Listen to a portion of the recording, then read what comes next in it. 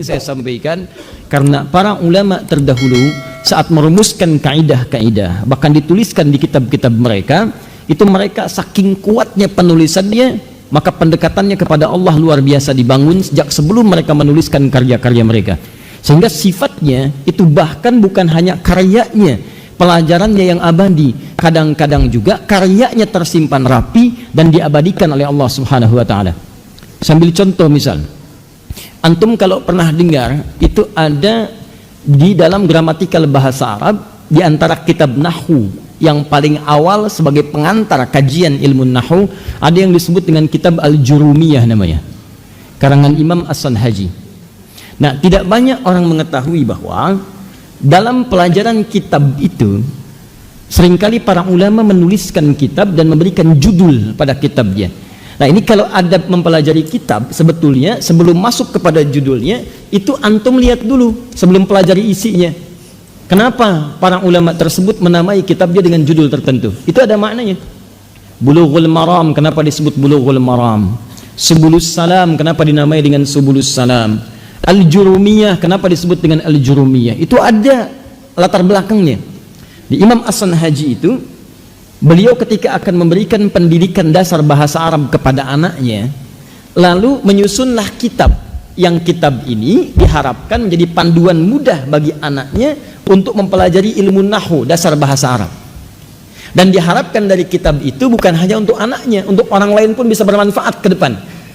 Maka apa yang dilakukan oleh beliau ketika selesai menuliskan kitabnya itu, maka beliau datangi satu sungai, di tepiannya kemudian beliau bermohon kepada Allah.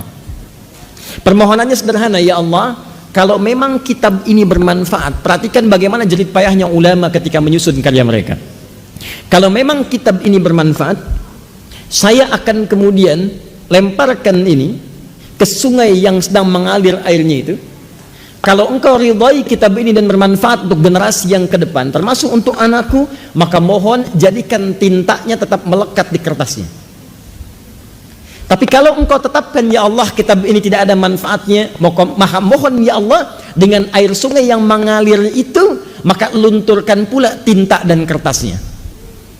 Maka ketika dilemparkan ke sungai itu, beliau katakan, Jarmiyah, Jarmiyah, Jarmiyah. Jaro yajri jar, mengalir, lari, ya cepat, mengalir dengan cepat. Pelari disebut dengan jaro yajri. Huwa yajri, dia sedang lari. Ya, an-nahru ma'uhu yajri. Ya, sungai airnya sedang mengalir deras. Maka kata beliau ingin buktikan. Ya, kalau kita kan kalau bisa cepat ambil, jangan luntur, jangan luntur. Kalau beliau tidak, cepat mengalir dengan kencang, supaya saya ingin buktikan apakah Allah memberkahi kitab saya atau tidak. Maka ketika airnya mengalir, kata beliau, Jarmiyah, Jarmiyah, miyah jama' dari kata ma'un miyahun, mengalir air. Allahu Akbar. Semakin kencang mengalir airnya, ternyata tintanya tetap melekat di dalam kertasnya, tidak luntur. Maka kemudian diambil itu, lalu setelah itu beliau yakin ada keberkahan dalam kitabnya dan Allah mengizinkannya. Maka diberikanlah nama sifat dari Jarmiyah tadi, maka dirangkum kemudian namanya menjadi Al-Jurumiyah. Sampai sekarang dipelajari di pesantren-pesantren kitab Jurumiyah. Al-kalamu huwa lafdul murakkabul mufidu bil wad'i wa aqsamuhu thalathatun ismun wa fi'lun wa harfun, amma ismu huwa kalimatun dalat ala ma'nan fi nafsiha wa lam tuqtaran bi zamanin wad'in, dan seterusnya. Itulah Al-Jurumiyah, ada kisahnya. Nah, saya ingin sampaikan bahwa ada isi materi yang keberkahannya terletak pada materinya, sehingga dinukil oleh orang-orang setelahnya, seperti materi ulumul Quran dari zaman terdahulu sampai dengan kekinian, sampai muncul ikhtisar. Itu materinya nggak jauh beda dengan yang dulu, walaupun isi kitab yang dulunya sudah tidak ditemukan, tapi masya Allah materinya terabadikan sampai dengan kini. Ada beberapa bagian yang bahkan terjaga, teman-teman sekalian, bukan sekedar materinya, kitabnya dijaga utuh oleh Allah Subhanahu wa taala. Di antara kitab yang dijaga utuh itu, ini yang ingin saya tunjukkan. Masya Allah, saya baru pulang dari Mekah, di pesawat setahun saya, itu perjalanan paling lama saya, ya, seumur hidup. Setahun, bayangkan, dari Mekah ke sini, biasanya 8 jam itu setahun. Kita berangkat dari sana jam 8 malam, nyampe sini jam 10 pagi, bayangkan, setahun. 2018, ya, nyampe sini 2019. Sampai sini ada yang menyampaikan bahwa kami dikirimi beberapa buah kitab yang ditemukan pada saat menggali sumur. Jadi sumurnya ketika digali, ditemukanlah kemudian kitab-kitab berserakan, dikumpulkan, disampaikan kepada kami untuk diteliti, dan Masya Allah, ini kitab isinya ada kitab tauhid, ada kitab di dalamnya tentang tarikh, ada di dalamnya tentang dasar-dasar fiqih, teman-teman sekalian, ada hadis. Dan ini bukan kitab-kitab sekarang, karena kulitnya pun ada sebagian masih terbuat dari kulit kayu, kertasnya. Ya, nanti sedang kita teliti, nanti kita akan ketahui tahun berapa kemudian ini dibuat, dalam keadaan apa, sampai saking luar biasanya disimpan kemudian di dalam tanah, dipendam. Ini dalam situasi apa? Karena dulu para ulama dulu saat mulai terjadi perjanjian Tordesillas tahun 1494, itu orang-orang Islam banyak diserang, khazanah keilmuannya dibawa, dipindahkan ke tempat para agresor, disimpan di tempat mereka. Ada sebagian ulama-ulama kita yang tidak ingin kitabnya diambil walaupun kemudian beliau syahid dalam wafatnya, seperti kejadian di Spanyol. Maka ada yang dikubur di bawah tanah, ada yang dikubur di tembok rumahnya. Di Spanyol pernah kejadian ada mobil oleng kemudian nabrak satu tembok rumah. Begitu ketabrak rumah kuno itu, ternyata yang terbuka itu kitab-kitab. Nah, ini yang paling menarik, digali sumurnya, yang terlihat belum air yang keluar, sudah kitab yang nampak. Nanti kita insya Allah pekan depan kita akan sampaikan kira-kira apa ini isinya, tahun berapa kemudian ditulisnya, dan seperti apa isi dan gambarannya. Tapi saya ingin tunjukkan pada Anda sekalian, saat bahkan mungkin mesin tik belum ada, tinta ini sudah dituliskan dan abadi sampai dengan sekarang. Tidak luntur, tidak kena apapun. Ini tulisan aslinya, ini syarah di sampingnya. Ini 1 dari 5 kitab yang kami terima. Dan isinya Masya Allah sangat luar biasa. Ada orang baru menulis malam hari, siang hari sudah hilang filenya. Ada orang yang menulis beberapa ratus tahun yang lalu, sampai sekarang tulisannya diabadikan oleh Allah Subhanahu wa Ta'ala. Yang ingin saya katakan, bukan cuman bukunya, kalau Allah tidak memberkahi keilmuannya, cara belajarnya, kemudian cara mengajarkannya, mustahil buku ini bisa Allah jaga sampai dengan saat ini.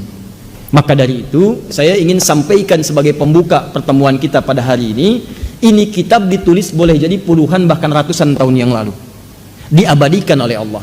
Anda yang belajar beberapa pekan yang lalu, berapa persen dari ilmu yang telah kita bahas yang Allah kemudian tetapkan dalam benak kita? Maka dari itu saya ingin ajarkan satu hal yang paling penting. Sebelum memulai pelajaran dengan guru manapun di tempat manapun, coba lakukan 2 hal yang paling penting. 1, niatkan dengan ikhlas setiap pelajaran kita hanya untuk mendapatkan ridha Allah Subhanahu wa Ta'ala. Yang kedua, biasakan Anda berdoa sebelum belajar, mohon kepada Allah. Ini petunjuk Nabi, bahkan oleh Nabi pun itu diajarkan kepada sahabat-sahabatnya. Jangankan yang dewasa, anak kecil diajarin oleh Nabi. Ibnu Abbas radhiyallahu ta'ala anhuma, itu setiap akan kemudian main di majlis ilmu, merangkak, yang lain belajar, beliau merangkak sambil belajarnya. Dari mulai kecilnya itu selalu dibelai oleh Nabi, didoakan, Allahumma faqihhu fid din wa 'allimhu ta'wil.